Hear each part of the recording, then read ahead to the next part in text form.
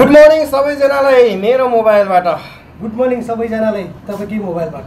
उहाँको पनि good morning रे। जे भन्दैछ उहाँ र म सँगै एउटै भोइस भन्दैछ। होइन, नेपालमा जामा लाउनेहरू कतिको फुर्सदिलो मान्छेहरू छ हौ। माओवादी, नेपाली काङ्ग्रेस, एमाले, राप्रपा अनि गन्ती सबै नारा जुलुसमा नेपालमा मान्छे छैन भन्छ यार। फेरि लाखौँ लाख करोड मान्छेहरू उर्लिरहेको हुन्छ। हाम्रो बाबुबाजेहरूले भन्थ्यो रक्सी खायो भने सत्य कुरा बाहिर निस्किन्छ भन्थे। हिजो त त्यो राजावादीको आन्दोलनमा गएर एकजना भाइ त सत्य कुरा नै निकाल्दै रहेछ। राजाले चाहिँ गर्यो चाहिँ के, बिचरा भाइलाई भेलकी पड्काइदियो होला, तर पड्काएको भिडियोहरू चाहिँ राखेन। जे बोल्यो सत्य बोल्यो। तिमीहरू त्यसरी झोलेन हो, मेरो बिन्ती। बरु नेपालमा केही गर्न सकेन भने हामी जस्तो मलिसे खाँदिकिरा हो, तिमीहरू परिवार पाल र तिमीहरू जस्ताको झोलेहरूको ताउकेहरू रेमिडेन्स तिरेर तिनीहरूलाई पाल, तिनीहरूको कात्रो उडाइदियो।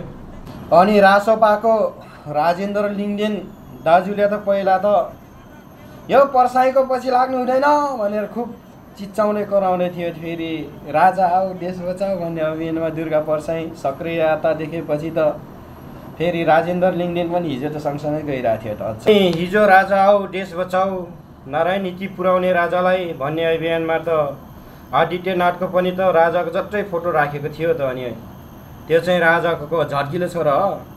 हिजो नारायण नीति राजालाई छिरायो भने म चाहिँ आजभोलि राजा बसेको ठाउँमा कोठा खाली हुन्छ, म शरण जान्छु भनेर अस्ति दिन पोस्ट गरेको मेरो सपना पनि खतमै बनाइदियो। मेरो सपना र तिमीहरू एक थाल मासु भात अनि मोटोमा तेल हाल्ने तिमीहरूको सपना त्यही हो।